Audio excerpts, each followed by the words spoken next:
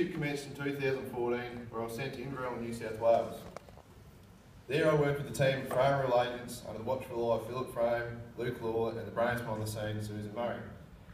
I got off to a good start with Philip when I produced him 2 boxes of red wine from the backside of my ute, and he's eyes lit up like a little kid in a candy shop. My time with Philip was the first time in the industry away from South Australia, and it was a big eye-opener. I realised that down home in South Australia we're only hobby farmers compared to some of the holdings in northern New South Wales. Whilst with Phil, one of the first things I learned is communication with clients and how to conduct yourself. This is one thing that Philip is very good at. He showed me how far a simple handshake can go, and they're not your mate, they have a name, so use it. It was also my first exposure to Bosindicus cattle and their crosses. Before I went to Inverell, I had in my mind that British and Eurocross cattle were the only way, and how wrong I was. They were just as good as any other cattle I'd handled, and their temperament was better than I'd expected. When I went to Inverell, it was quite dry, and the clients were still finishing cattle on oats with either for a domestic or export market, which is a credit to the vendors and how they run their property and how they manage it. A person who really needs thank for my time in Inverell is Philip's wife, Judy. She was incredible. She was basically like my mum, cooking and cleaning for me, and I cannot thank her enough. I think I might put on a few kilos with her cooked breakfasts every morning and huge dinners. I thank Philip and Judy very much for your time and giving me a bed and looking after me, and made my stay in Inverell much more enjoyable. My next placement was only a short stay, and that was in Canberra with AJF Ryan and Sons. I was only with AJF for about 4 weeks, but the knowledge I gained felt like I was there for 6 months. David Chadwick would fill my head with so much information, I felt like I'd done a full day's work by just sitting in the office. Also, thank you to Peter and his wife for taking me in for a week until a room freed up in town at the party house. I gained experience with completing Auctions Plus assessments with Peter and Jim on numerous occasions, which was my first real exposure to the Auctions Plus system. One of my biggest eye-openers with AJF was when David told me we were to go down to Nilliquin and have a look at some cattle in the paddock. I mentioned an overnight bag and he replied that it would not be needed. We will be home before dinner. He might have had something that didn't quite add up right. Then he was 8 hours away, that's 16 hours round. He finally let slip after huge amounts of questions that he flies a plane. I thought, how good is this, going to have a look at cattle in the paddock in a plane. I was lucky enough to spend a fair bit of time at Canberra Feedlot, and we showed how it all works by walking the pens, checking the cattle, and monitoring how much they eat and certain rations that need to be fed depending on what stage they were in at the feedlot. Also, how important routine is for cattle in the feedlot. They need to be fed at similar times of the day, and how important every little thing is to maximise efficiency of the operation, and obviously to maximise profit at the other end.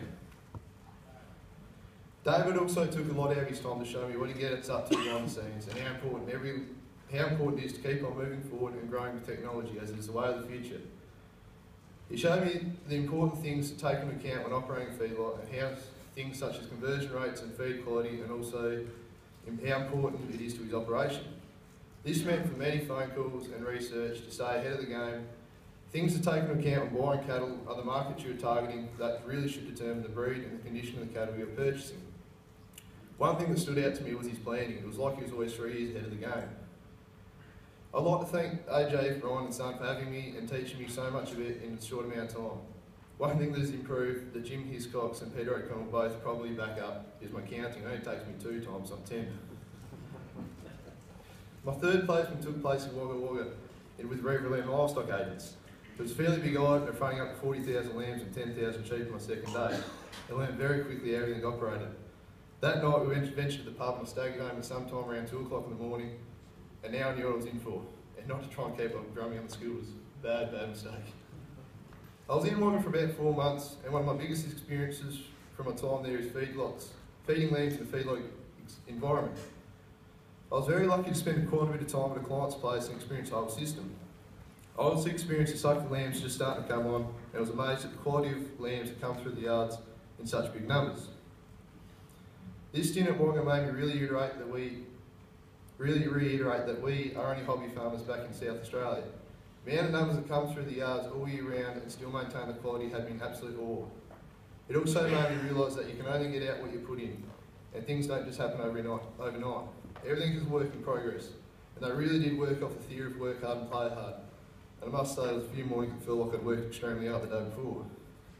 The cattle and lamb job was at its peak whilst at Wagga, and the sale yards are one of the better places to sell at the time, due to the competition from meatworks, feedlots and restockers. It was a good experience to witness the Wagga sale yards in full flight and the numbers that come through the yards. I'll take my hat off to all agents in Wagga and the hours they work in the yards all year round. It took a fair bit for the body to get used to getting up at 2 o'clock on a Monday morning and then phoning up again on a Thursday morning at the same time. I think it's a huge credit to the directors of the Riverina Livestock agents in how they build up their business from scratch. They're now well and truly competing with the corporate companies around the Riverina district. Thank you to the RLA team, James Teeney, Tim Drum, Angus McHatton and Brendan Howden, and making my stay in Wagga a huge learning curve in my career and a massive enjoyment. My latest placement is with Colin Sanko and Glen Innes. My time with Colin Sanko started just after the Easter weekend this year, and has recently just finished. I was taken aback when I walked into the office, and after a quick greeting with everyone, I was sent straight back out the door to go Bougainville a few hundred cattle for a feedlot. This is quite a different experience from going from Wagga to Glen Innes, in that Wagga Selling Centre is much more reliable and that of Glen Innes simply due to lack of numbers and blind sport in the yards. This meant for a lot more paddock jobs. The business was majority cattle, which was a good change from handling sheep. This was a great lesson on different ways of marketing cattle and the relationship that Colin Sanko has built up with buyers by knowing their markets and also what cattle suit different orders. While in Glen Innes, the major wean sales were on for the area, I found this very exciting as I was able to get around and see the quality of cattle in the district. Also, Colin Sanko sent me to fellow RMA agents CLS Squires, Inverell and Harold McCurry in Tenterfield to help with their wean sales. This allowed me to get out and see even more of the countryside and experience more cattlemen districts and work in different selling centres.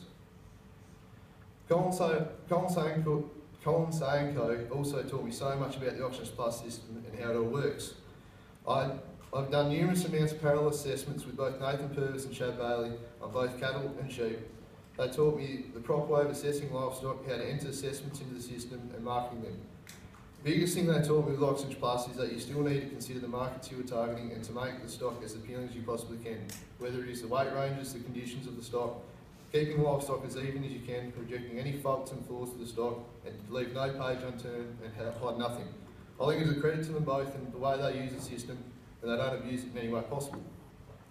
My time with Colin Sanko has been very enjoyable and educational. Thank you to both Nathan, Chad and Craig and the girls in the office for taking me in and teaching me so much about their business and sharing their many years of experience. In closing, of all the places I've visited in my time at cadetship, the RMA agents are the dominant agents in each town and has really taken to corporate companies. I think it's an incredible thing that's been developed and the RMA cadetship has taken places I never would have ventured. I thank my home company, Pekin and Palm Hamilstein, for allowing me to head off on these placements and also organising them. I recommend the cadetship to any agents take the opportunity with both hands and make the most of it. It was a hell of a time and a great experience.